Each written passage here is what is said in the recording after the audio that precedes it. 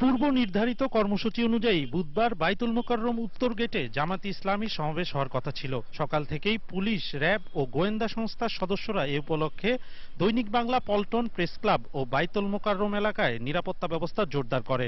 সর্বসাধারণের প্রবেশে কিছুটা কড়াকড়ি আরোপ করা হয়। এরই মধ্যে জামায়াতের ভারপ্রাপ্ত সেক্রেটারি জেনারেল হামিদুর রহমান আজাদ স্বাক্ষরিত এক বিবৃতিতে সমাবেশের অনুমতি না দেওয়ার অভিযোগ এনে বৃহস্পতিবার সকাল সন্ধ্যা হরতালের ঘোষণা দেন। একটি গণতান্ত্রিক সরকার হিসেবে নিজেদেরকে দাবি করলেও একটি ফ্যাসিবাদী স্বৈরাচারী আচরণ করে দমন নিপীড়নের উদ্দেশ্যেই আজকে আমাদের কণ্ঠরোধ করার জন্য এই কর্মসূচি পণ্ড করে দিয়েছে, আমাদের কর্মসূচি পালনে বাধা সৃষ্টি করেছে, আমাদের গণতান্ত্রিক অধিকার কেড়ে নিয়েছে। আমরা আগামীকাল সারা দেশে সকাল সন্ধ্যা হরতাল ডাকতে বাধ্য হচ্ছি। যদিও পুলিশের পক্ষ থেকে বলা হয়েছে সমাবেশের অনুমতি চেয়ে জামায়াত ফ্যাক্স যোগে একটি চিঠি পাঠিয়েছে।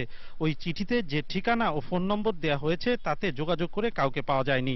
ডিএমপির মুখপাত্র মনিরুল ইসলাম জানান, তারা এখনো ওই নম্বর ও ঠিকানায় যোগাযোগের চেষ্টা করছেন। সমাবেশের অনুমতি দেওয়ার বিষয়টি যাচাই বাছাই করে দেখা হচ্ছে বলেও জানান ডিএমপির মুখপাত্র।